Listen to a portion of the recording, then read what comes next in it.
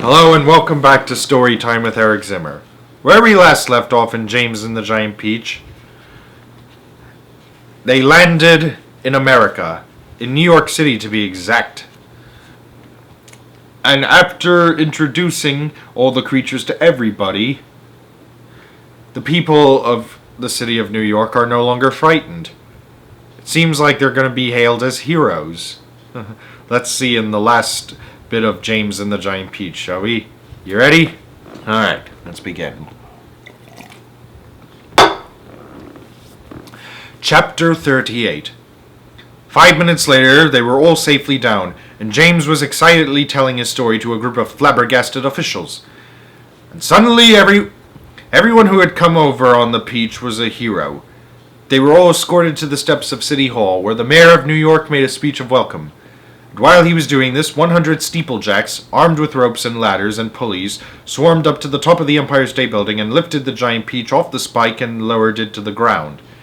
Then the mayor shouted, "We must now have a ticker-tape parade for our wonderful visitors."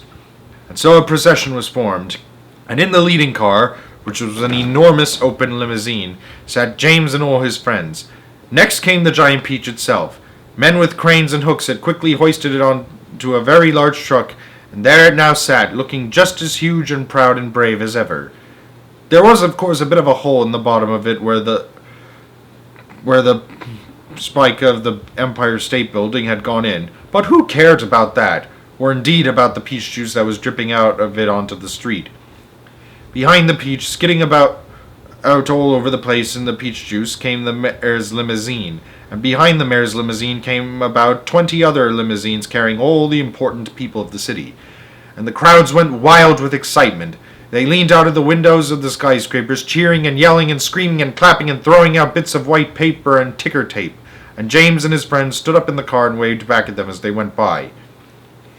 Then a rather curious thing happened. The procession was moving slowly along Fifth Avenue when suddenly a little girl in a red dress ran out from the crowd and shouted, "Oh, James! James! Could I please have just a tiny taste of your marvelous peach?" "Help yourself," James shouted back. "Eat all you want. It won't keep forever anyways." No sooner had he said this than about 50 other children exploded out of the crowd and came running onto the street. "Can we have some too?" they cried. "Of course you can," James answered. "Everyone can have some."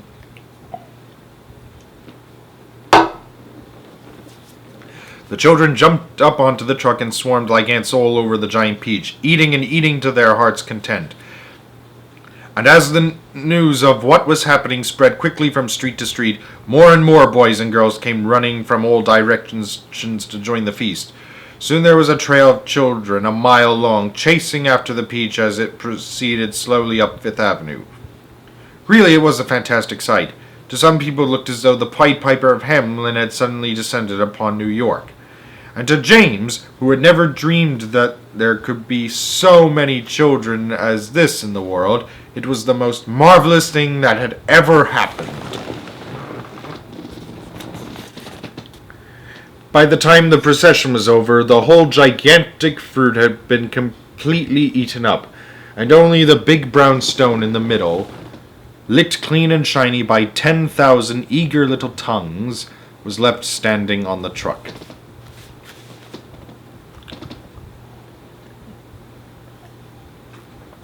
Chapter 39. And thus the journey ended, but the travelers lived on. Every one of them became rich and successful in the new country. The Centipede was made vice president in charge of sales on a high-class firm of boot and shoe manufacturers. The Earthworm, with his lovely pink skin, was employed by a company that made women's face creams to speak commercials on television. The Silkworm and Spider, after they had both been taught to make nylon thread instead of silk, set up a factory together and made ropes for tightrope walkers. The Glowworm became the light inside the torch on the Statue of Liberty, and thus saved a grateful city from having to pay a huge electricity bill every year. The Old Green Grasshopper became a member of the New York Symphony Orchestra, where his playing was greatly admired. The Ladybug, who had been haunted all her life by the fear that her house was on fire and her children all gone, married to the head of the fire department and lived happily ever after.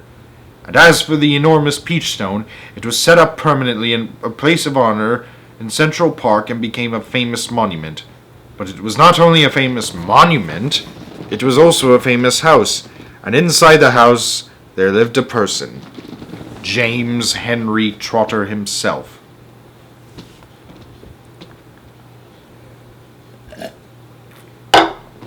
And all you had to do any day of the week was to go and knock upon the door, and the door would always be open to you, and you would always be asked to come inside and see the famous room where James had first met his friends.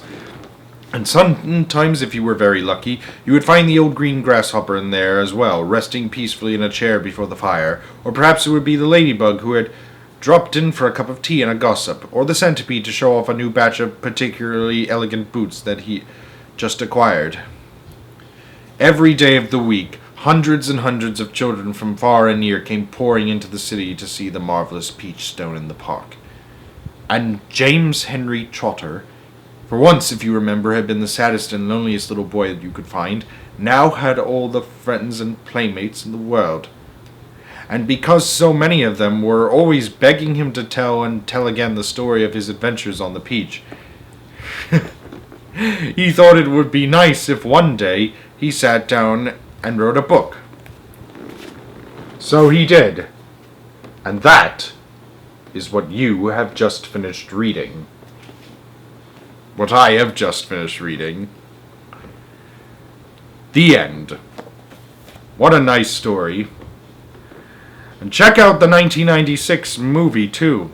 It's a classic that's impossible to resist. Thank you for joining me. I'll see you next time on Story Time with Eric Zimmer.